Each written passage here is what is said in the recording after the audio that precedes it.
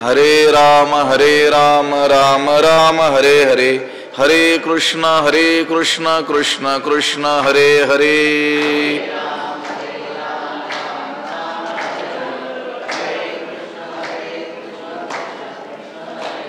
पुंडलीक वरदा हरि विठ्ठल, श्री ज्ञानदेव तुकाराम, पंढरीनाथ भगवान की जय, माऊली ज्ञानेश्वर महाराज की जय, जगद्गुरु तुकाराम महाराज की जय। कर्मण्य कर्म यः पश्येद कर्मणि च कर्म यः, स बुद्धिमान् मनुष्येषु स युक्तः कृत्स्न कर्म कृत्।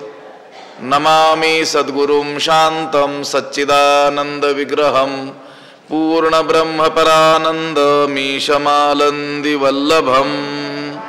नमो सद्गुरु तुकया ज्ञान दीपा, नमो सद्गुरु सच्चिदानंद रूपा, नमो सद्गुरु भक्त कल्याण मूर्ति, नमो सद्गुरु भास्करा पूर्ण कीर्ति।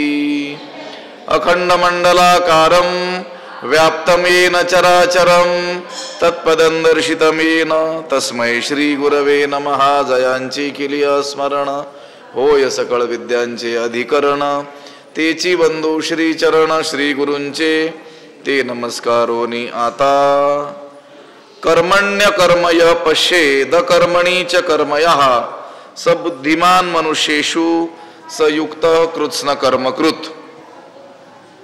ग्रंथराज ज्ञानेश्वरीच्या 4थ्या अध्यायाचा विचार आपण करतो आहोत आणि या 4थ्या अध्यायातील 18व्या क्रमांकाचा हा श्लोक आहे। ह्या श्लोकाचा अन्वय आणि अर्थ एकदा आपण पाहूयात। यः कर्मणि अकर्म पश्येत च यः अकर्मणि कर्म, सः मनुष्येषु बुद्धिमान सः युक्तः कृत्स्न कर्म कृत। त्याचा अर्थ असा होतो, यः म्हणजे जो कर्मणि अकर्म पश्येत, कर्माच्या ठिकाणी कर्मामध्ये अकर्म पश्येत अकर्म पाहतो, च आणि यः अकर्मणि कर्म पश्येत, आणि जो अकर्माच्या ठाई अकर्माच्या ठिकाणी कर्माभावाच्या ठिकाणी कर्म पाहतो, सहा मनुष्येषु बुद्धिमान, तो माणसामध्ये मनुष्यामध्ये बुद्धिमान आहे। सहा युक्तः, तोच योगी आहे। कृत्स्न कर्म कृत, सर्वे कर्म करणारा तोच आहे। आता भगवद्गीतेमध्ये काही कूट श्लोक आहेत। एकंदरच सर्व महाभारतामध्ये काही कूट श्लोक आहेत। गीता ही महाभारताच्या अंतर्गतच येत असल्यामुळं यामध्ये देखील काही कूट असे श्लोक आहेत। त्या काही कूट श्लोकातील गीतेतील हा एक कूट श्लोक आहे। या श्लोकामध्ये 2 पद महत्वाची आहेत, एक कर्म आणि एक अकर्म। या 2 पदांचा अर्थ एकदा आपल्या लक्षात आला पाहिजे। आता कर्म म्हणजे काय? जे केलं जातं ते कर्म, देह इंद्रियांकडून घडणारा जो व्यापार आहे त्याला काय म्हणायचं? कर्म। क्रियते इति कर्म, व्यापार, देह इंद्रियादिकांचा देहादी संघाताचा व्यापार। आता या व्यापारामध्ये इंद्रियांचे स्वाभाविक कर्म येतात, शास्त्रीय कर्म म्हणजे विहित निषिद्ध सर्व कर्म या कर्मामध्ये काय होतात? अंतर्भूत होतात। आणि आता अकर्म म्हणजे कर्मशून्यता, तुष्णी भाव, सर्व कर्म संन्यास म्हणा, काहीही न करणं, याला काय म्हणायचं? अकर्म। कर्म म्हणजे काही करणं आणि अकर्म म्हणजे काही न करणं. आता या श्लोकामध्ये बुद्धिमान म्हणजे ज्ञात्या पुरुषाची काय समजूत आहे ते सांगितलेलं आहे. भगवंत म्हणतात की नाही, परिते असो ऐके चिन्ह प्राप्ताचे गा. हा मागचा जो श्लोक आहे 17वा, कर्मणो ह्यपि बोद्धव्यम बोद्धव्यंच विकर्मणः अकर्मणश्च बोद्धव्यम गहना कर्मणो गतिही. म्हणजे कर्माचं तत्व जाणावं, विकर्म कशाला म्हणतात तेही जाणावं, अकर्म त्याचंही तत्व जाणावं. कारण कर्म विकर्म आणि अकर्म यांचं यथार्थ तत्व कळणं काय आहे, कठीण आहे. पण भगवंताने सांगता सांगता सांगितलं एरवी जग हे कर्माधीन, हे संपूर्ण जगत हे कर्माच्या अधीन आहे. अशी या कर्माची व्यापकता कशी आहे, दुर्बोध आहे, गहन आहे. एरवी जग हे कर्माधीन, ऐशी याची व्याप्ती गहन. परिते असो, ते असू द्या म्हटले ते गहनच आहे. परिते असो ऐके चिन्ह प्राप्ताचे गा. अरे अर्जुना, या प्राप्त पुरुषाचं चिन्ह लक्षण, कृतार्थ पुरुषाचं लक्षण तू ऐक. आणि या श्लोकापासून ज्ञानी पुरुषाचं लक्षण सांगायला सुरुवात केलेली आहे. तर तो जो ज्ञानी पुरुष आहे, ज्ञाता पुरुष आहे, त्याची समजूत काय असते ते यामध्ये सांगितलेलं आपल्याला दिसतं. आता त्या ज्ञात्या पुरुषाची श्रेष्ठता कळण्यासाठी अगोदर जे अबुद्धिमान आहे, जे ज्ञाते नाहीत, अज्ञानी जे आहेत, त्यांची काय समजूत असते ते अगोदर आपण थोडक्यात बघूया. हे पहा, कर्म हे देहादी संघाताकडून घडत असतं. देह इंद्रियादिकांकडून काय होत असतं, कर्म होत असतं. आत्म्याचा आणि कर्माचा काहीही संबंध नाही आहे. प्रकृती करी कर्मे, या प्रकृतीकडून काय होत असतं, कर्म होत असतं. येर आत्मतत्व उदासीन, ते ना हेतू ना उपादान ना अंगे करी संवाहन कार्य सिद्धीचे.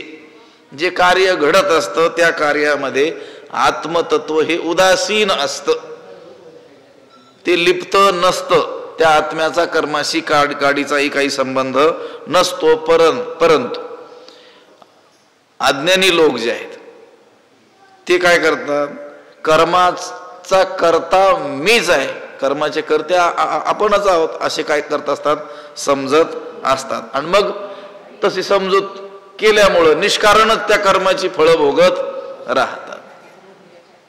खरं तर त्या आपल्या स्वरूपाचा म्हणजे आत्म्याचा आणि त्या कर्माचा काहीच संबंध नाही. पण अज्ञानी माणसं हे तत्व न जाणल्यामुळं कर्म मीच करतो आहे असं समजतात आणि त्या कर्माचं काय करतात, फळ भोगत असतात. प्रकृते हे क्रियमाणानी गुणैहि कर्माणि सर्वशः अहंकार विमूढात्मा कर्ताहमिति मन्यते. तिसऱ्या अध्यायात त्याचा विचार आपण करून आलेलो आहोत. तैसी शुभाशुभे कर्मे जी निपजती प्रकृती धर्मे तिये मूर्ख मती भ्रमे मी करता म्हणे. मूर्ख मनुष्य बुद्धिभ्रमाण या कर्माचा करता मीच आहे असं म्हणतो.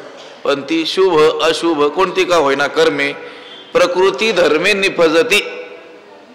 कुठे घडतात, या प्रकृतीत घडतात. देह इंद्रियादिकांकडून घडतात. आत्म्याचा कर्माशी काही संबंध नसतो.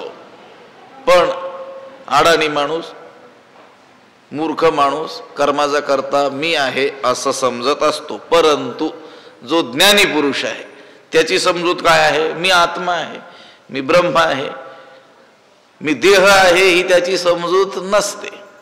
देहात्मभाव त्याचा नष्ट झालेला असतो आणि मी परमात्मा स्वरूप आहे, मी ब्रह्म आहे, मी आत्मा आहे, अशा व्यापक अनुभवावर तो आलेला असतो. कोण, ज्ञाता पुरुष. आपण देहातीत आहोत, देहाचा आपला संबंध नाही अशी अनुभूती त्याला असते. अशी अखंड जागृती त्याच्या ठाई असते. त्यामुळं देहादी संघाताकडून, देह इंद्रियादिकांकडून जरी विहित निषिद्ध स्वाभाविक असं कोणत्याही प्रकारचं कर्म घडत असलं तरी तो त्या कर्माचं कर्तृत्व आपल्याकडे घेत नाही. तिन्ही गुण आपलाले प्रौढी देही नाचविती बागडी तो पाहोही न धाडी अहंते ते. जरी या देहादिकांकडून कर्म घडत असलं तरी त्या कर्माचा माझा संबंध नाही अशा त्या अनुभवावर तो असतो. म्हणजेच कर्मणी अकर्म य पश्येत. यह म्हणजे जो, कर्मणी म्हणजे कर्मामध्ये, म्हणजे कर्म घडत असतानाही अकर्म पश्येत, मी अकर्ता आहे असं पाहतो. कर्मामध्ये अकर्म पाहतो म्हणजे आपण ती कर्मे करत नाही अशी त्याची काय असते, समजूत असते. कर्म तर घडतंय पण त्या कर्मामध्ये आपलं अकर्तृत्व जो पाहतो, आपला त्या कर्माशी काहीच संबंध नाही असं तो पाहतो. आणि अकर्मणी कर्म पश्येत. आता हे कळालं बा, काय कळालं की कर्म देहादिकाकडून घडत असताना सुद्धा देहाचा माझा संबंध नाही, मी आत्मस्वरूप आहे, त्यामुळं या कर्मामध्ये माझं काही कर्तृत्व नाही. तो स्वतःला काय पाहतो, अकर्ता पाहतो. मी या कर्माचा करता नाही अशी त्याची काय आहे समजूत, ज्ञानी पुरुषाची. एवढं कळालं. कर्मणी अकर्म य पश्येत, जो कर्मामध्ये अकर्म पाहतो. पुढं सांगितलं अकर्मणी कर्म पश्येत, अकर्मामध्ये काय पाहतो, कर्म पाहतो. आता पहा, कर्म हे संसार बंधनात घालणार आहे. म्हणून नैष्कर्म्य होण्याकरिता एखाद्याने काय केलं, सर्व कर्म टाकून दिले. नुसतं टाकल्याने तो नैष्कर्म्य होणार नाही आहे. त्याला वाटेल की आता माझ्याकडून कोणतंही कर्म घडत नाही, पण स्वस्थ बसला, हे बसणं सुद्धा एक प्रकारचं काय आहे, कर्मच आहे. बरं, आणखी माणसाची इच्छा असो किंवा नसो, त्याच्या इंद्रियांचे जे व्यापार आहेत, स्वाभाविक व्यापार आहेत, पाहणं, ऐकणं, श्वासोच्छ्वास करणं, विचार करणं इत्यादीचे, संकल्प विकल्प करणं इत्यादी ज्या क्रिया आहेत त्या थांबवता येतात, त्या तर चालूच असतात. आता देहादी जे आहेत म्हणजे देह इंद्रिय इत्यादी, हे पूर्णपणे अकर्म कधीच होऊ शकत नाही. अकर्म फक्त कोण आहे, आत्मा आहे. म्हणजे ज्याच्या ठिकाणी क्रियेचा अभाव आहे असा कोण आहे, फक्त आत्मा आहे. देहाच्या ठिकाणी क्रिया नाही असं नाही. ठीक आहे, तो चालणं ही क्रिया करणार नाही, बसेल, पण बसणं ही काय आहे, क्रियाच आहे ना. आता जे विहित म्हणून सांगितलेले कर्म आहेत, भले ते त्याच्याकडून घडणार नाहीत, पण कर्मच घडणार नाही असं होईल का. स्वाभाविक जे व्यापार आहेत, श्वास घेणं, हे तर चालूच राहील ना. हे तर सगळे व्यापार काय होतील, चालूच राहतील. अकर्म अकर्ता फक्त कोण आहे, आत्माच आहे. तेव्हा आपण सर्व कर्माचा त्याग करून आता काहीही करीत नाहीत, स्वस्थ बसलेलो आहोत, आनंदात आहोत असं कोण समजतात, अडाणी माणसं काय करतात, समजत आता काम नाही, काम आता काही काम राहिलेलं आपल्याला नाही, स्वस्थ बसलो असं त्यांना वाटतं. पण त्या अकर्म अवस्थेमध्ये सुद्धा मी काही करत नाही असा जो अभिमान, त्या अभिमान रूप कर्म घडतच. लक्षात आलं का. मी काही करीत नाही, मी स्वस्थ बसलेलो आहे, बसलं तर आहे ना, हे कर्म काय होत आहे, घडतच आहे. तेव्हा सामान्यांच्या दृष्टीनं जे अकर्म आहे म्हणजे काही न करणं, हे सुद्धा काय आहे, कर्मच आहे. त्या अकर्मात सुद्धा काय होत असतं, कर्मच होतं. आता हा ज्ञानी पुरुष जो आहे, अकर्मणी कर्म पश्येत म्हणजे अकर्मामध्ये कर्म पाहतो. त्याचा अर्थ काय, तर अकर्म म्हणजे कर्मसन्यास, कर्माचा काय केला, त्याग केला. त्या कर्मत्यागालाही हा महात्मा कर्मरूप समजतो. लक्षात आलं का? त्याची स्वतःची समजूत, त्याच्या देहादिकाकडून कर्म घडत असलं तरी मी आत्मा असल्यामुळं, देहाचा माझा संबंध नसल्यामुळं मी अकर्ता आहे, कर्मामध्ये तो अकर्म पाहतो. पण स्वस्थ बसलेला असतानाही देहात देह इंद्रियादिकांकडून कर्म घडत आहे हेही तो पाहतो. म्हणजे त्या अकर्मामध्येही काय पाहतो? कर्म पाहतो. हे दोन गोष्टी लक्षात आल्या का? कर्मामध्ये अकर्म पाहणं आणि अकर्मामध्ये कर्म पाहणं. आता हे दोन्हीकडे दोन लावायचे. कर्म घडत असताना कोणाकडून? देहादिकांकडून. त्याची समजूत काय आहे? मी आत्मस्वरूप आहे. ही कर्म देहादिकांकडून घडतात, म्हणून त्या कर्म घडत असतानाही मी अकर्ता आहे.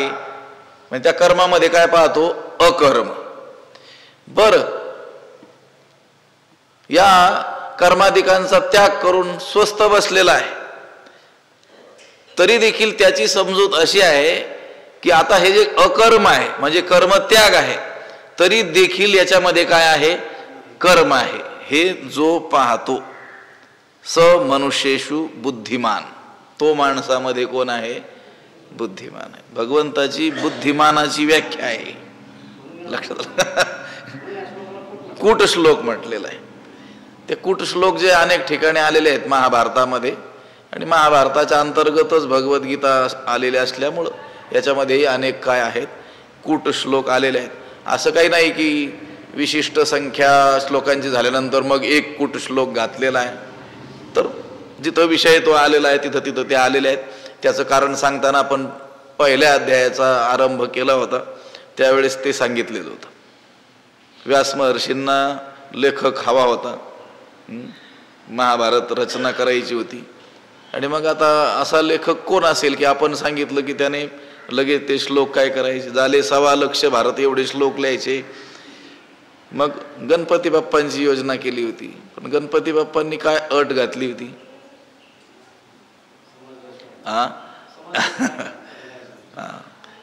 मग ते गणपती बाप्पांनी अट घातली होती की माझी लेखणी एकदा सुरू झाली की थांबणार नाही. तुम्हाला श्लोकामाग श्लोक श्लोकामाग श्लोक सांगावा लागेल. तुम्ही म्हणणार नाही आता मी विचार करतो श्लोक रचतो मग मी काही इथं थांबणार नाही. ही त्यांनी घातलेली अट. व्यासांनी एक अट घातली होती. ते म्हटले मी श्लोकामागे श्लोक असं अस्खलितपणे सांगेल मध्ये न थांबता, पण तुम्ही देखील लिहित असताना एक अट आहे, त्याचा अर्थ कळेल तरच लिहायचं. असं आहे. आता गणपती बाप्पा बुद्धीची देवता आहे, त्यांना काय अर्थ कळायला अडचण आहे, पण लिहायला वेग असल्यामुळे ते पटकन लिहायचे. व्यासांना वाटायचं जशी अट घातली त्याप्रमाणे निघून जर गेले मध्येच तर, म्हणून मग ते काय करायचे, काही श्लोक झाले की एखादा कूट श्लोक सांगायचे. मग गणपती बाप्पांना सुद्धा डोकं खाजवावं लागायचं, याचा नेमका अर्थ काय असला पाहिजे, तोपर्यंत ते काही पुढचे श्लोक रचायचे. अशी एक आख्यायिका आहे. ठीक आहे. त्यातला हा एक काय आहे? कूट श्लोक आहे. कर्मणी अकर्म पश्येत, यह कर्मणी अकर्म पश्येत च यह अकर्मणी कर्म पश्येत. कर्मामध्ये अकर्म पाहतो आणि अकर्मामध्ये काय पाहतो? कर्म पाहतो. सहा मनुष्येषु बुद्धिमान, तो माणसामध्ये कोण आहे? बुद्धिमान आहे. बर, सहा युक्त, हा तोच योग युक्त आहे, तोच योगी आहे. बर, कृत्स्न कर्म कृत, सर्व कर्म करणाराही तो आहे. जो सकळ कर्मी वर्तता देखे आपुली नैष्कर्म्यता कर्मसंगे निराशता फळाची या. आता याच्यावर 10 ओव्या ज्ञानोबरायांचं भाष्य आहे, विस्तारानं केलेलं भाष्य होणार नाही, पण आणखी एका पाठामध्ये होऊ शकतं. जो सकळ कर्मी वर्तता कर्मसंगे फळाची निराशता आपुली नैष्कर्म्यता देखी.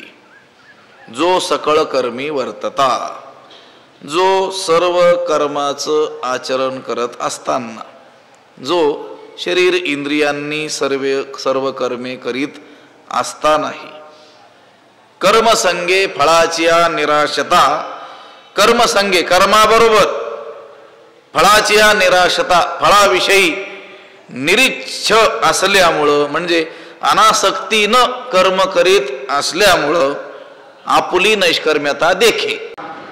आधार पुरावा या उदय आणि अस्ताच्या प्रमाणावरून सूर्य अचल आहे, पृथ्वीच काय करते सूर्याभोवती फिरत असते.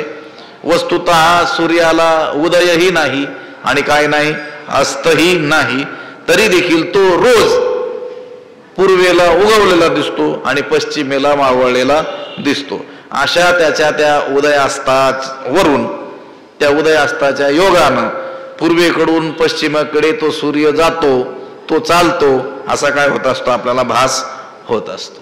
हे झालेलं आहे, हे उदाहरण आहे. म्हणजे बघा त्यावेळेसच आपली लोक शास्त्रकार संत महात्मे हे जाणत होते. काय जाणत होते? सूर्य स्थिर आहे, तो काही कुठे जात नाही, पण त्याच्यावर काय केला जातो? आरोप केला जातो.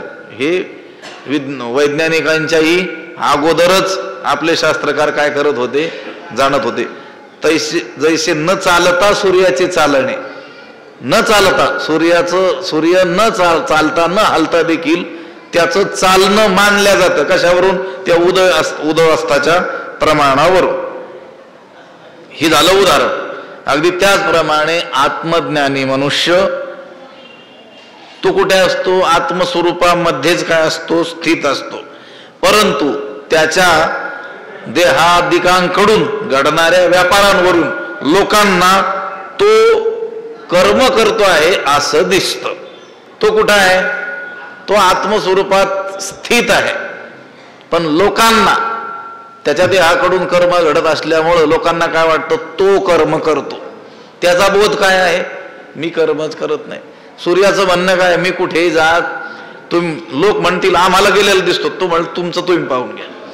तुमचं अज्ञान आहे की तुम्हाला मी चालताना दिसतो, मी तर कुठे आहे?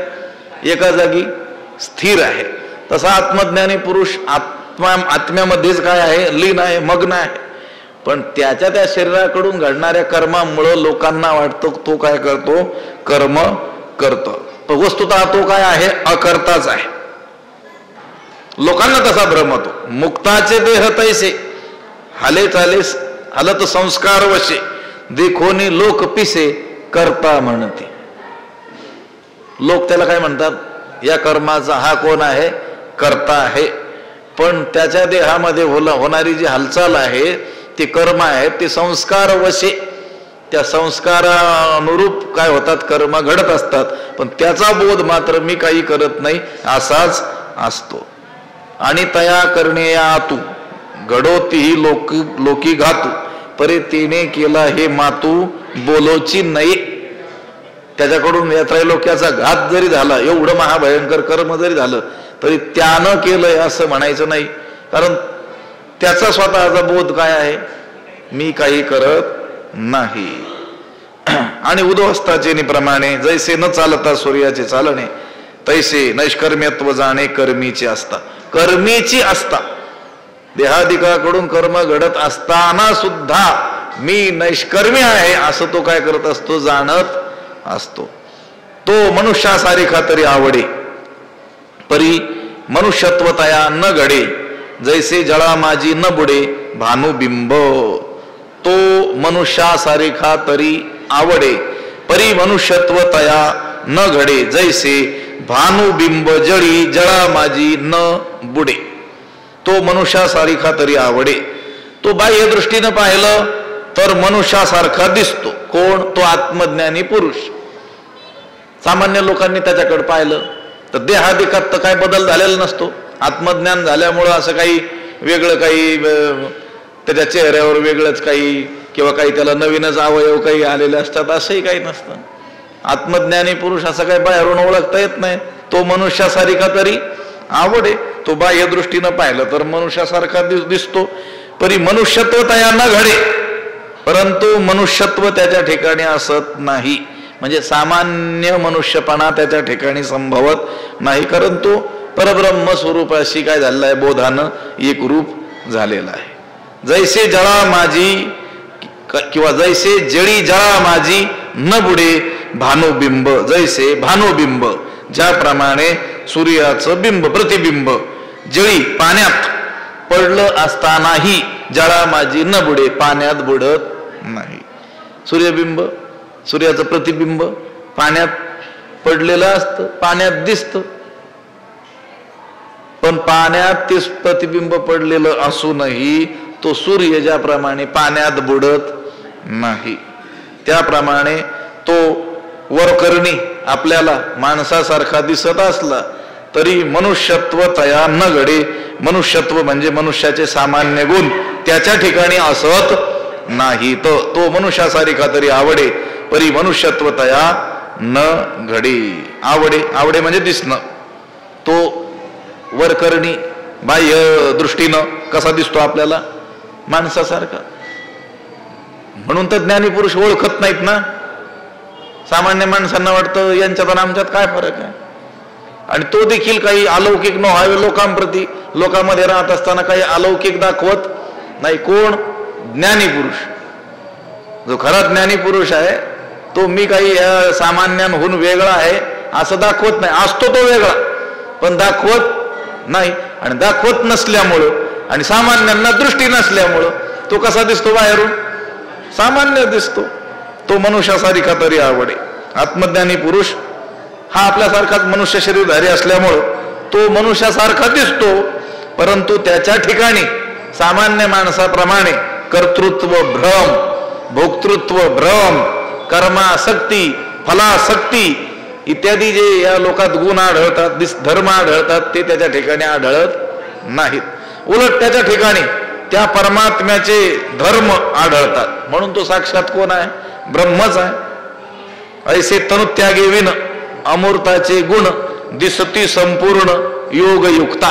त्या योगयुक्त पुरुषाच्या ठिकाणी, त्या आत्मज्ञानी पुरुषाच्या ठिकाणी शरीर न त्यागता देखील त्या अमूर्त परमात्म्याचे गुण त्याच्या ठिकाणी प्रकट दिसतात. असं आहे. पण त्याला काय पाहिजे? दृष्टी पाहिजे ना तेवढी ओळखण्याची. सामान्य माणूस ज्यावेळी त्याच्याकडे पाहतो त्या आत्मज्ञानी पुरुषाकडे त्यावेळी तो कसा दिसतो? सामान्यापेक्षा सामान्य दिसतो. त्याच्या ठिकाणच्या त्या अलौकिक गोष्टी तो उलट लपवतो. चातुर्य लपवे आपण म्हणत आलो ना. महत्व हरवी पिसे पण मिरवी आवडवणे. त्याच्या ठिकाणी किती वाचस्पतीचे निपाडे सर्वज्ञता तरी जोडे परी वेडीवे माझी धडे महिमे भेने. सामान्य राहतो. अमानित्व दंभित्व हे सगळे गुण त्याच्या ठय असतात. हा आता कोणी त्याच्यासारखा कोणी असेल तरच त्याला ओळखू शकेल. तुका म्हणे अंगे व्हावे ते आपण तरीच महिमान येईल कळो.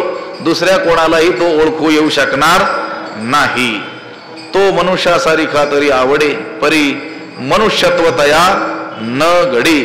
जैसे जळा माझी न बिडे, जळी जळा माझी न बुडे भानुबिंब. भानुबिंब सूर्याचं मंडळ, ज्याप्रमाणे सूर्याचं बिंब पाण्यात बुडालेलं जरी दिसलं तरी ते ज्याप्रमाणे बुडत नाही त्याप्रमाणे आत्मज्ञानी पुरुष जरी शरीरधारी आपल्याला दिसला तरी तो प्रकृतीशी एक रूप होत नाही.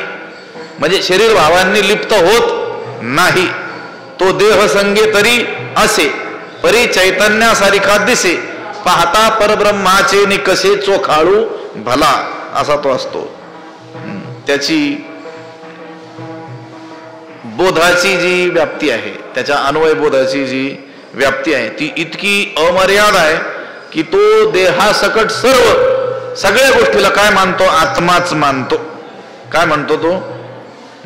सगळ्या गोष्टी आपल्या देहासकट सगळंच काय? सर्वम खलविदम ब्रह्म. एवढी त्याची बोधाची व्याप्ती काय असते? विशाल असते.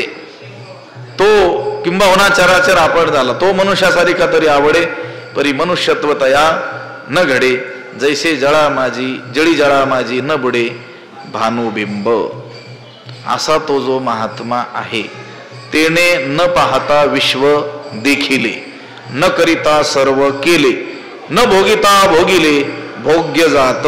तेने न पाहता विश्व देखिले, न करिता सर्व केले, न भोगिता भोग्य जात भोगिले. त्याने काही न पाहताना देखील सर्व विश्व पाहिल्यासारखंच आहे.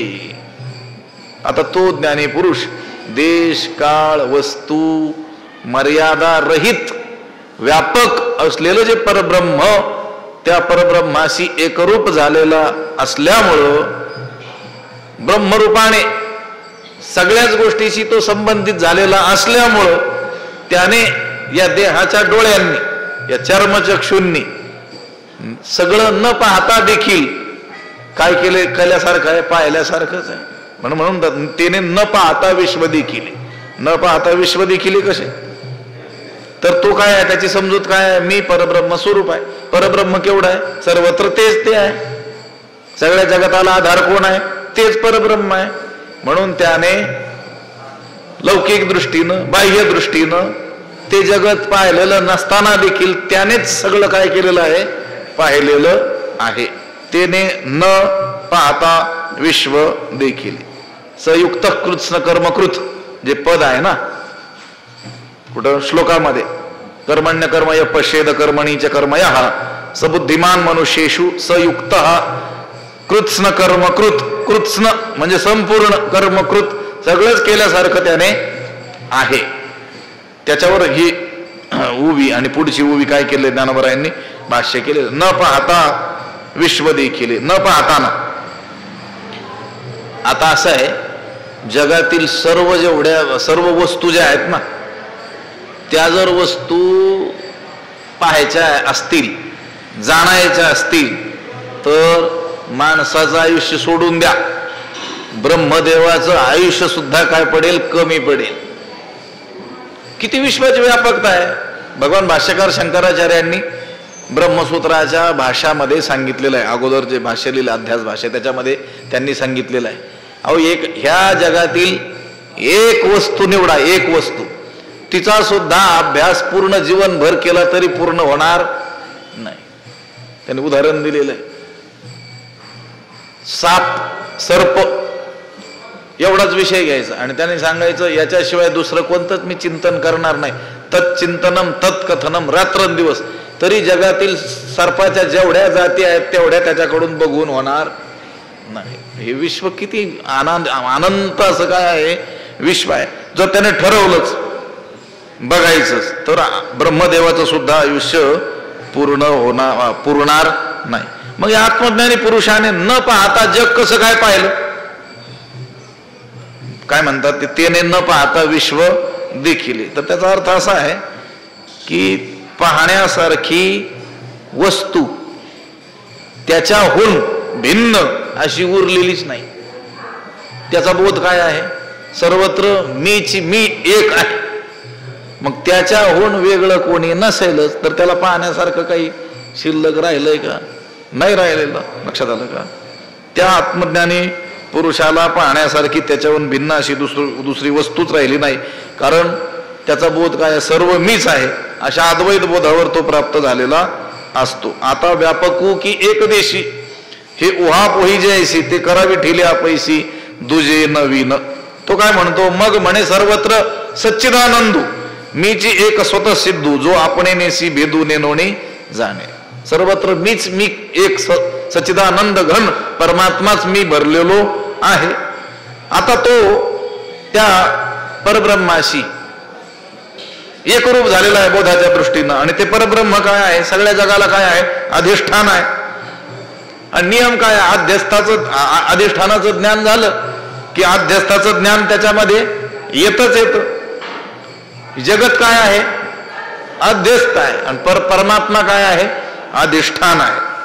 म्हणून त्या श्रुतीमध्ये असं म्हटलेलं आहे, येना श्रुतम श्रुतम भवती अमतम मतम अविज्ञातम विज्ञातम इति. त्या एका परमात्म्याला जाणलं तर जे ऐकलेलं नाही ते ऐकल्यासारखं होतंय, जे जाणलेलं नाही ते जाणल्यासारखं होतंय, जे पाहिलेलं नाही तेही पाहिल्यासारखं होतं. कशाला जाणल्याने, त्या एका परमात्म्याला जाणल्याने. कारण सर्व जगच त्याच्यावर काय आहे, अध्यस्त आहे. म्हणून त्याने न पाहता विश्व देखील, न करिता सर्व केले. काही न करता सुद्धा सगळं त्यानंच केल्यासारखं होतं. काही न करताना त्याने सर्व कर्म केले असं सांगतात. आता वास्तविक सगळी कर्म एकाच्याने कशी काही शक्य होती.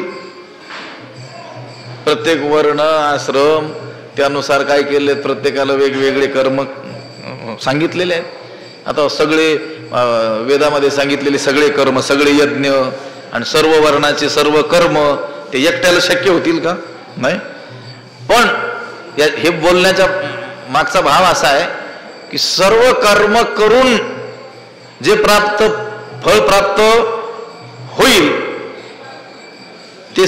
ते फळ त्याला काय झालेलं आहे? प्राप्त झालेलं आहे. सगळी कर्म जी सांगितली श्रुतीने, त्या श्रुतीचं तात्पर्य काय आहे हो? हे सगळी कर्म, यज्ञ, उपासना हे सांगण्याच्या मागचं तात्पर्य काय आहे? की या जीवानं परब्रह्माशी एक रूप होऊन जावं, हेच तात्पर्य आहे ना. आपण पाहिलं की नाही, वेद अनंत बोलिला, अर्थही तुलाची शोधिला किंवा साधिला, विठोबाशी शरण जावे आणि निजनिष्ठा नाम गावे, सकळ शास्त्रांचा विचार, अंती तुलाची निर्धार आणि 18 पुराणे सिद्धांत तुका म्हणे आची हेत. तुमचे सगळे वेद, शास्त्र, पुराण यांचं तात्पर्य काय आहे? विठोबाशी शरण जावे.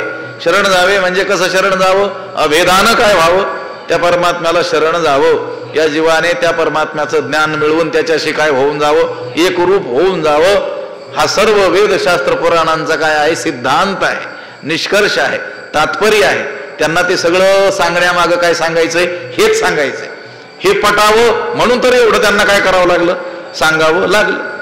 मग जेवढी कर्म म्हणून सांगितली ती कर्म करायला लावण्याच्या मागे श्रुतीचं तात्पर्य काय? की हे कर्म करून ह्या जीवानं काय होऊन जावं? ब्रह्मरूप होऊन जावं. ही उपासना करून चित्तशुद्धी अनंतर ज्ञानाचा अधिकार प्राप्त करून याने काय व्हावं? त्या ब्रह्माशी एक रूप होऊन जावं. मग त्या परब्रह्माशी हा एक रूप होऊनच गेलेला असल्यामुळं त्याने न करताही सगळं केल्यासारखंच आहे. म्हणून न करिता सर्व केले, न भोगिता भोगिले भोग्य जात, न भोगताना देखील त्यानं काय केलं? सगळे भोग जणू भोगलेलेच आहेत.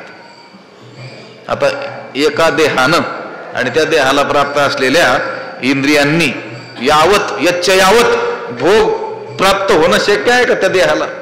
आणि भोगणं शक्य आहे का? कारण इंद्रियांची भोगण्याची जी शक्ती आहे ती काय आहे? मर्यादित आहे. मग हा जो पुरुष आहे, हा ज्ञानी पुरुष आहे, प्राप्त पुरुष आहे, त्याला न भोगताना सर्व भोग कसे काय त्यानं भोगले? तर त्याच्या मागचं तात्पर्य असं आहे की भोग कशासाठी भोगतात माणसं? कोणत्याही विषयांचा उपभोग, शब्दस्पर्श रूप रसगंध कशासाठी? आनंदासाठी, सुखासाठी ना. मग याच्या यावत भोग भोगूनही जे सुख प्राप्त होणार नाही ते याला परमात्मा सुख प्राप्त झालेला आहे ना. त्या परमात्म्याशी हा एकरूप होऊन गेला, हा सुखरूपच होऊन गेलेला आहे. तू बरं, सर्व सुखले आलो, सर्व अलंकार आनंदी निर्भर डुल्लत असो. मग जगातील याच्या यावत भोगूनही जो आनंद प्राप्त होणार नाही तो तर काय झालेला आहे? यांना प्राप्त झालेला आहे. अहो, याच्या यावत भोग्य वस्तू एकत्र केल्या आणि त्या भोगल्यानंतर जो आनंद प्राप्त होईल तो परमात्म्याच्या आनंदाचा 1 अंश आहे म्हटले. किती? 1 अंश. ते आता शास्त्रामध्ये सांगितलेलं आहे ना.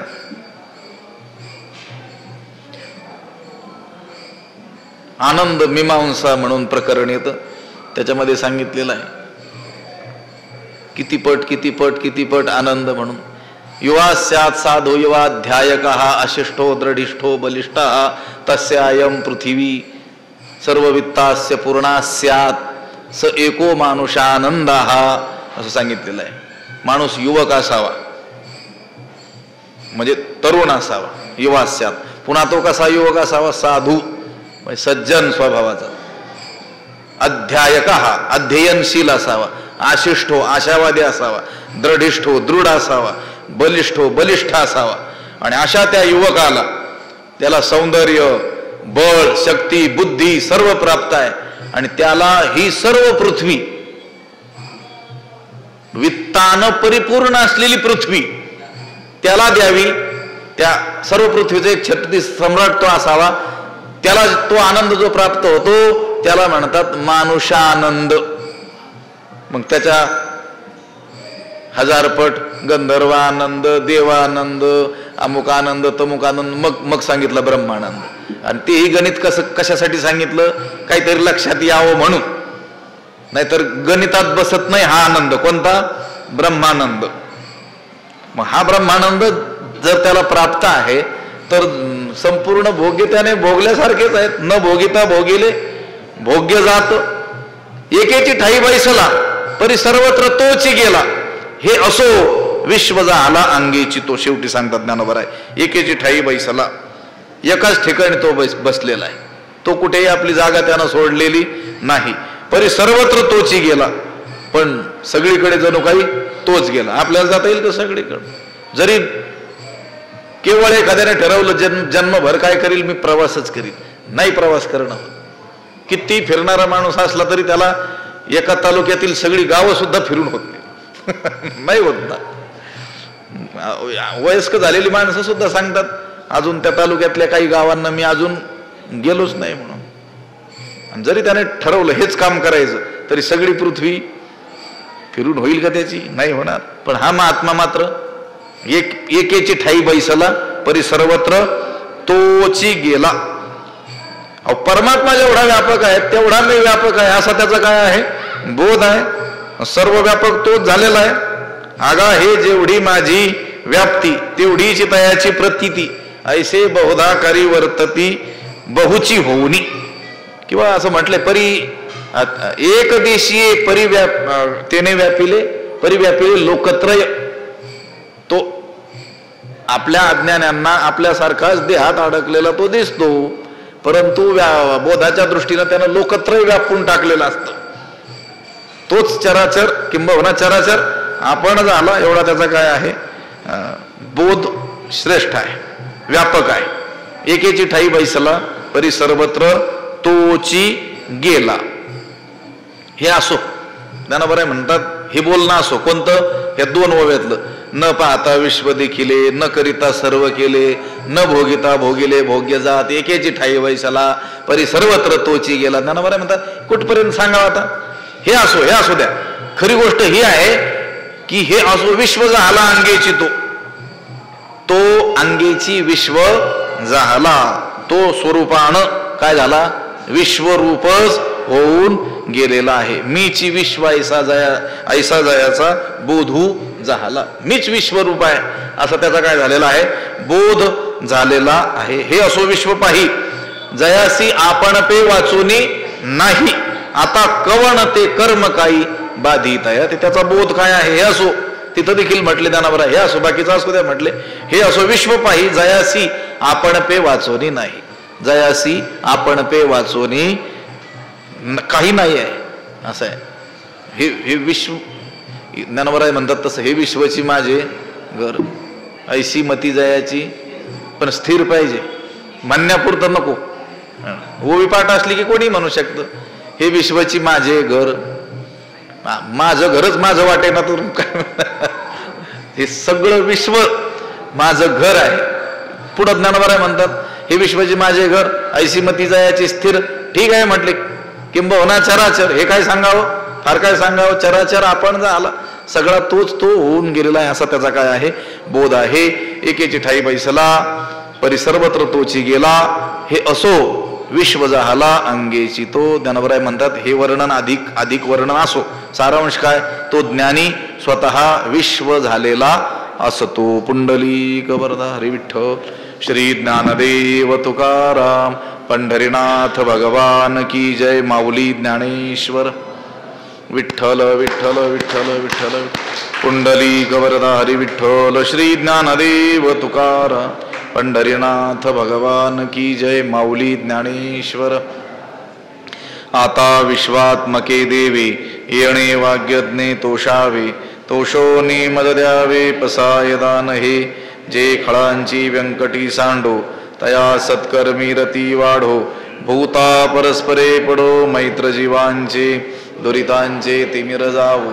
विश्वस्वधर्म सूर्ये पाहो, जो जे वांछील तो तेला हो. प्राणी जात वर्षत सकळ मंगळी, ईश्वर निष्ठांची मांदियाळी. अनवरत भूमंडळी भेटो तया भूता. चला कल्पतरूंचे आरव, चेतना चिंतामणीचे गाव. बोलते जे अर्णव पियुषांचे, चंद्रमे जे अलांछन.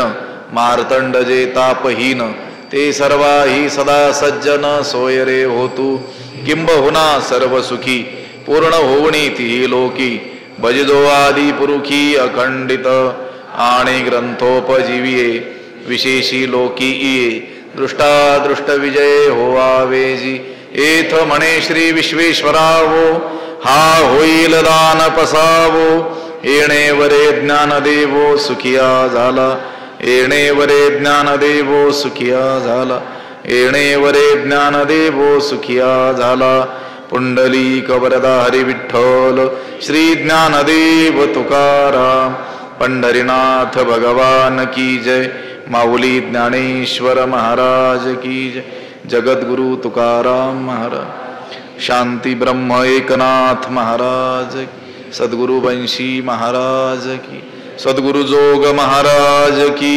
जय।